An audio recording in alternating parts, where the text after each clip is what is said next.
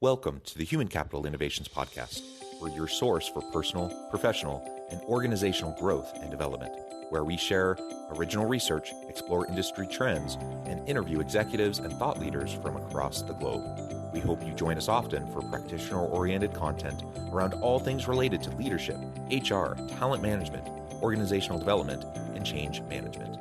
Maximize your personal and organizational potential with Human Capital Innovations Podcast.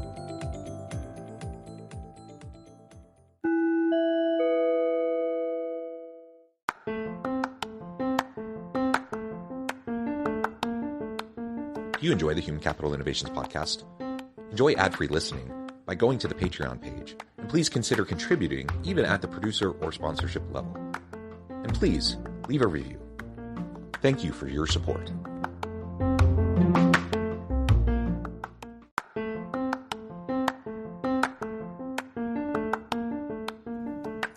Welcome to the Human Capital Innovations Podcast. In this HCI Podcast episode, I talk with Van Carlson about how 831B plans can help businesses mitigate risk.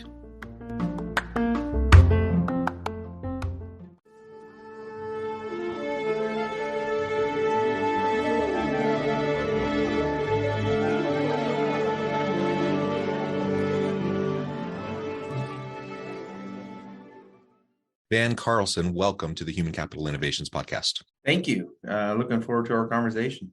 Yeah, I'm excited as well. You're joining us from Idaho. I'm south of Salt Lake City in Utah. And today we're going to be talking about 831B plans and how organizations can utilize them to help mitigate risk and deal with those sorts of issues. As we get started, I wanted to share Van's bio with everybody. As founder and CEO of SRA 831B, Van Carlson is an innovator developing products for a variety of industries that can take advantage of adding additional revenues while also mitigating risk. Van has an extensive background in risk management, insurance, and finance with more than 24 years in the industry. Prior to founding SRA, Van ran his own property and casualty firm for 15 years and now improves business operations for him and his clients. Again, a pleasure to have you. Thank you for joining me. And anything else about yourself or your background that you'd like before we dive on into the conversation? No, I think that's surmises it. Well, let's dive on in. Some people will be familiar with 831B plans, but I suspect many won't be. So why don't you start by explaining what an 831B is and how it can be utilized to protect your business? Sure. So an 831B was brought into existence under the 1986 Tax Reform Act. It's been on the books for quite a long time, and to your point, a lot of people still don't know about it. It's very similar to a 401k. I mean, 401k designed to take a deduction at the operating company level and build up retirement for employees and owners. An 831B, it does something similar, but something completely different than retirement, and that's really risk mitigation.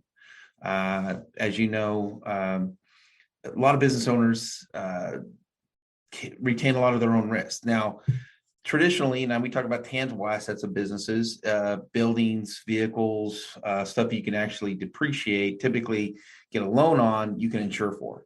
The intangible assets of a business are blue sky, reputation, contractual obligation, intellectual properties, supply chain, all that kind of a thing. Those are very valuable to a business, but very, very hard to insure, if not impossible. And that's really where the 831B can come in and build a rainy day fund up for the unknowns that you can't transfer to traditional means, and the business owner still retaining it.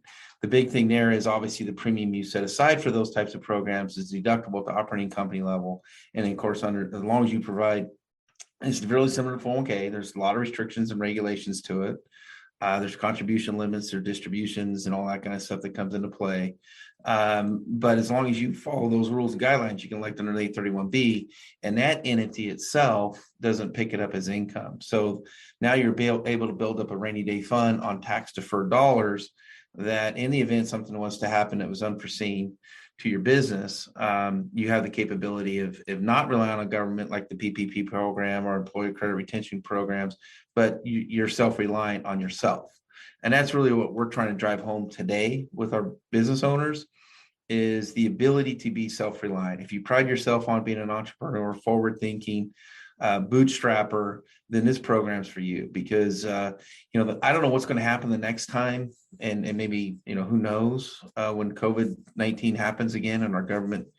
Not to get too political here, but it did seem a little bit like they were shooting from the hip, unfortunately. Which means being a risk management is kind of hard to understand. When I deal with companies down around the Gulf of Mexico, we make sure we have a hurricane response set aside, or in an earthquake prone area like in Salt Lake, for example. I've got clients in your area that have a response plan put together in the event of an earthquake. Unfortunately, it didn't feel like it to me anyway. And if somebody can explain to me different, I'd love to hear it. But it's a really good point. And is something I wanted to ask you about is how, organizations that had 831B plans prior to COVID, like how that might have assisted them. And I agree. I think generally speaking, I think most people on either side of the political spectrum would say it wasn't handled all that well. And Republicans might say that about the Democrats, and Democrats might say that about the Republicans. Ultimately, it wasn't handled all that well. And you look at it and you're like, well, the threat of a global pandemic is nothing new. Like we've been talking about that for a long time, and there's been outbreaks in other places. So why was it that we didn't have a plan in place? Yeah, it's not talked about, and you're completely right. It's the government. I don't care what party you're affiliated with. You let the American people down, in my opinion. The federal government let the American people down because they didn't have a plan in place, at least that somewhat thought out, other than ad hocing stuff, right? So it was shocking. But nevertheless, I can tell you this: the clients that had our 831B plans, we responded quicker to them than the PPP program did. We had a 1,300% increase. I should back up. The 831B needs to look and feel like an insurance company. And that's where we come as administrator. No different than the 401k administers your plan. You're not in a financial business. You don't need, is it meet the ERISA rules and everything else, right? You as a business owner don't have to worry about that because you hired a 401k administrator. An 831B administrator operates the same way. So that's really where the regulations we got to come in. And that's our job, to make sure our clients are compliant with the code. But yeah, we saw a substantial increase in activity, obviously, and we were able to respond much quicker than the PPP program did.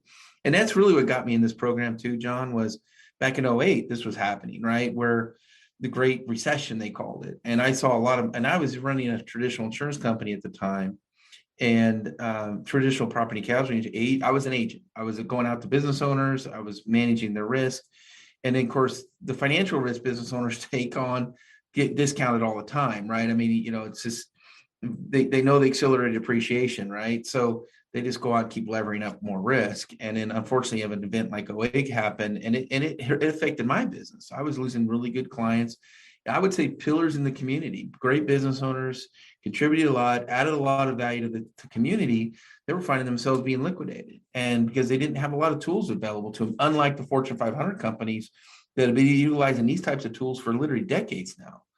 And that's what really drove the home for me, was there's got to be a smarter, better way to run your business. And for me, these are legitimate tax codes. And yeah, they've been abused. Unfortunately, we had attorneys basically hijack the code and use it as an estate tax play back in 08, 09, 2010. And if you go back to those days, I think it was like 1.5 million, 3 million was your estate. After that, it fell into estate taxes.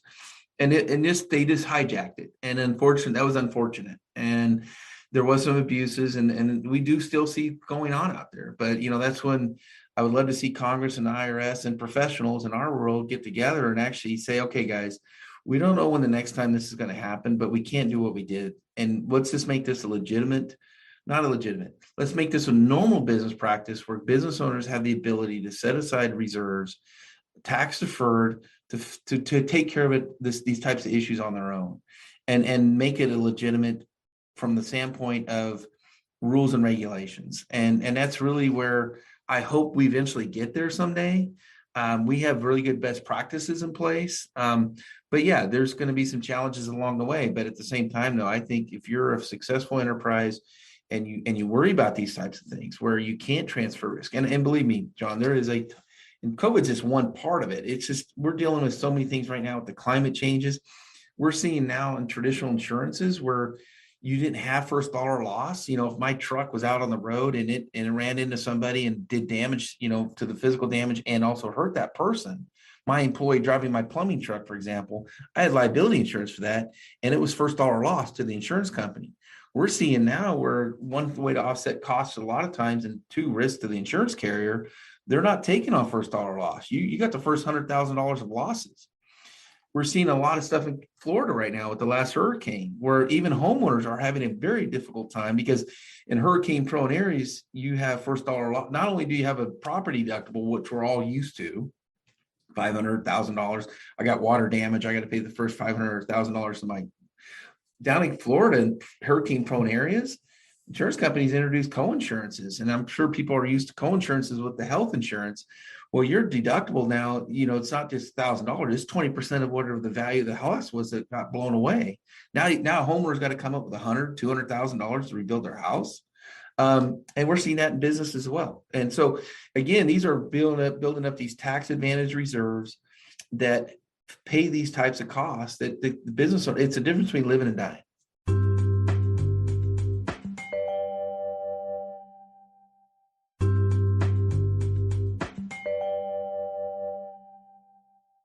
And you've mentioned several times the difference, in terms of risk mitigation strategies for big corporations who have lots of resources and they typically have plans in place and such, and then mid-sized to small businesses. And a lot of times it is the mid-sized to smaller businesses that don't really have anything in place. They don't have perhaps the know-how, but often just the time, the energy, the resources to put into it. And they're the ones that are most vulnerable when we have a global pandemic or a global recession, or name your catastrophe. They're the ones that are the most vulnerable. And so how do you see, leveraging an 831B plan useful, to start the risk mitigation strategy for every company, even if it's mid-sized down to small mom and pop type shops? Yeah. And so I think one of the things that brought the other reason why a lot of clients don't know about this code is because fees were all over the board. And I think as competition comes in, as you know, fees start getting lined out more and more, and it becomes just more cost effective and to business owners. And I would say to you that we pride ourselves on that. We are a low cost provider with five-star service. And that's what we've always prided ourselves on. When I first looked at this program, I was seeing things just to form an 831B, law firms are charging $250,000. And I'm like, what is that about? And, this was like doing a testimonial type wills and just, take out the names, put new names in and hit print. And I just thought it was ridiculous, but, that's what the market was willing to bear at the time. And I think now, going back to, 8 states were promoting you to own an 831B within their state. Now there's 34 states. And so as more and more knowledge and education comes out on this code, the more the fees come back in line. So I think, to me, and I tell clients all the time, fees can't kill the deal. And so, as long as we can make something work with the business owners, I think all successful enterprises should own some kind of form of, they're self-insuring risk now. How do you want to make it more efficient? You make it more efficient by deferring the taxes and putting it into a bucket. Because why? You just have two times typically the dollar to go fight the fight. And that's a big substantial difference in the ability, again, to live or die. And, with small, to your point, and I couldn't agree more, small to middle market business owners have more at risk. When I look at Chipotle is a good example. I mean, you remember several years ago when they were in the news cycle a lot, about for like 18 months between E. coli and a couple of the issues that were going on, they kept building more locations. Now their stock might have took a hit, but they kept adding more locations. Now you take a small mom and pop Salt Lake City area that have 4 or 5 stores. They get hit with noroviruses where somebody just simply walks in and or they get E. coli or anything. What's going to happen to those people? The smaller you are, the more exposure you to have to catastrophic losses in those events. And you talk about a double whammy. Not only are you seeing your expenses going up, but now you see a compression of sales going down. And that's where are you going to do? Run to the bank and go, hey, I need to increase my line of credit. These are things that are, done unfortunately, this happens every day. We run a blog on this stuff, and it's kind of shocking. You talk about cyber. cyber today. My gosh, I mean, the risk business owners are taking, it's funny. I was at a cyber conference, like, I don't know, end of the year. And the guy said, yeah, data used to be considered to be the gold mine. Like, ooh, I got all this data of all this information now with all my clients. And he said, now it's considered toxic because unfortunately, you have such huge exposures to cyber now at collecting all your customers and clients' information that the responsibility falls on you for it. And you talk about, again, mid-market to small businesses, they're not nearly as robust as Target was, right, when it comes to cyber protection. And so, again, there's a lot of exposures out there that, and two, I would say this, insurance policies, the reason why they're getting, thank God they're sending them in PDFs now in electronic form, because if they weren't, you would get like the old size of the phone books used to be when they were an inch thick. Because, and I tell business owners all the time, you're not adding more pages to the PDF file is not giving you more coverage. They're outlining the exclusions, and traditional insurance companies, for better or worse, are finding themselves more and more having to write more exclusions. A good example of that is COVID-19. There's last time I looked, there was over 1,800 cases pending against the insurance companies over COVID-19 for not triggering business interruption. And I would argue that in this country, now there's some cases going on in England right now that are getting a little, but our language is very clear. Pandemics are excluded from coverage for business interruption. And believe me, there'll be attorneys that want to fight the fight, and God bless them.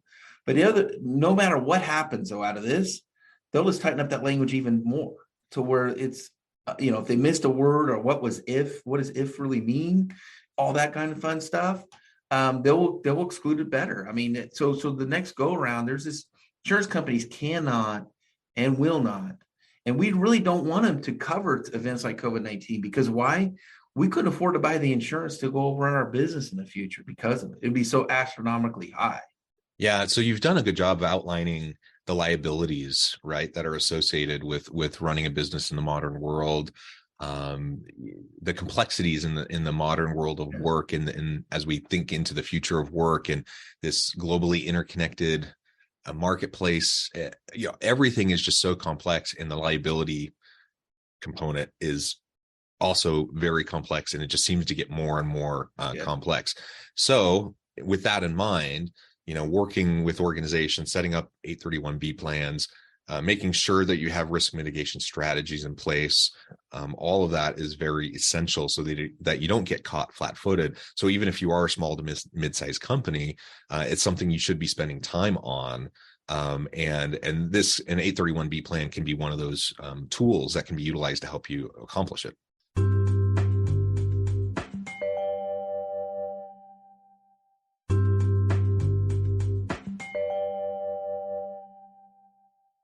Absolutely. And, I tell business owners, you threaded the needle. You took an idea, ran with it.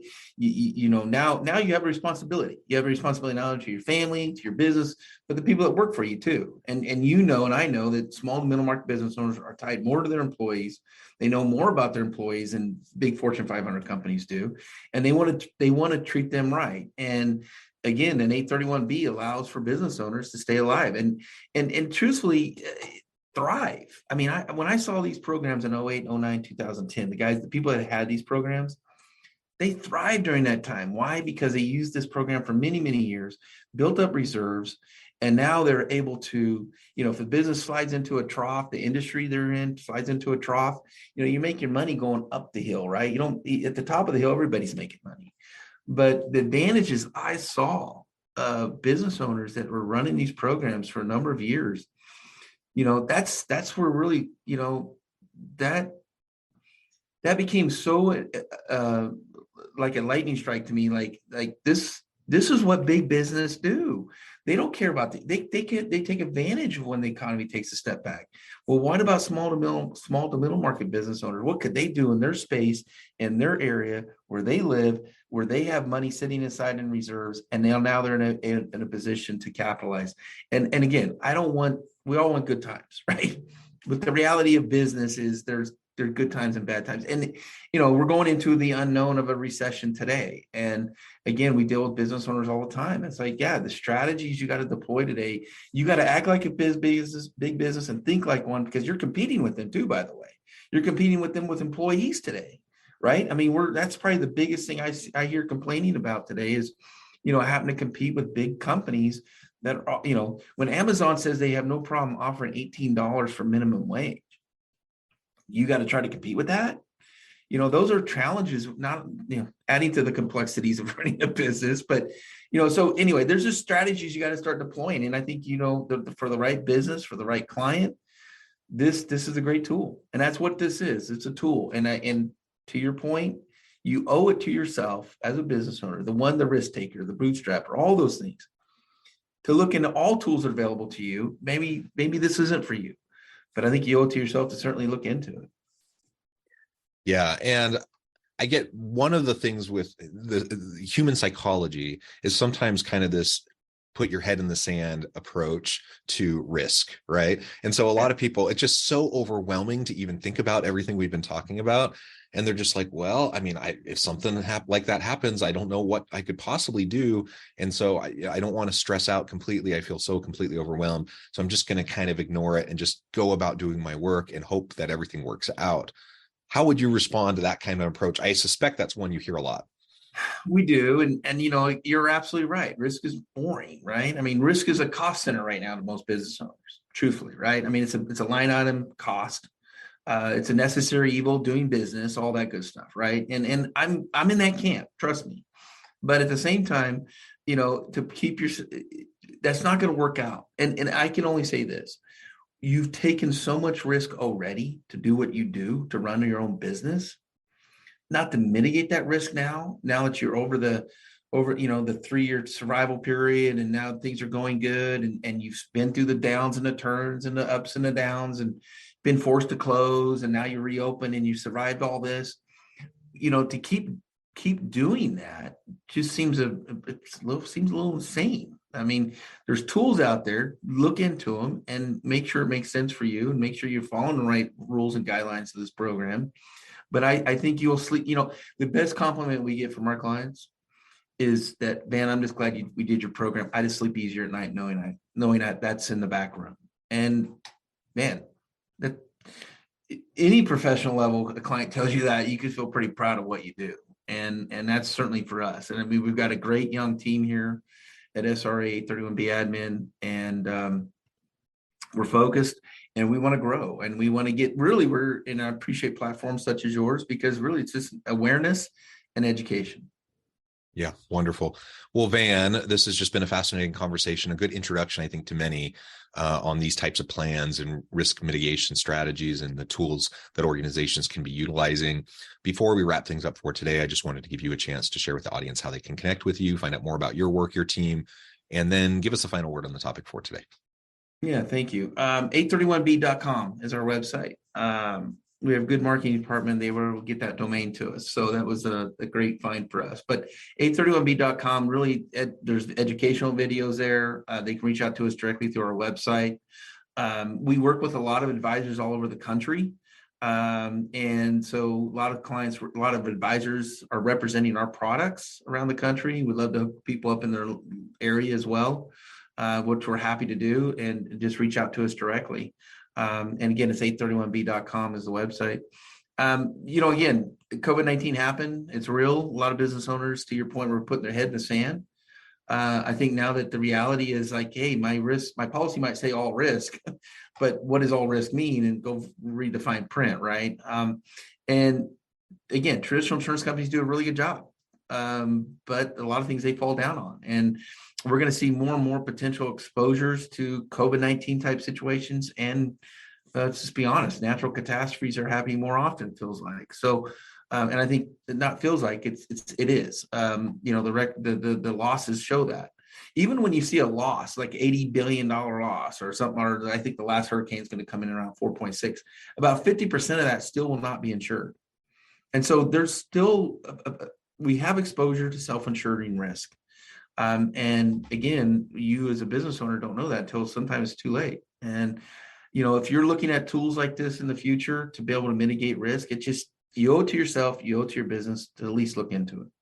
Well said, Van. It has just been a pleasure. I really encourage my audience to reach out and get connected, find out more about what Van can do for you. And as always, I hope everyone can stay healthy and safe, that you can find meaning and purpose at work each and every day.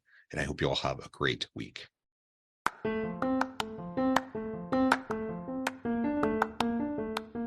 you enjoy the Human Capital Innovations Podcast? Enjoy ad-free listening by going to the Patreon page. And please consider contributing even at the producer or sponsorship level. And please leave a review. Thank you for your support.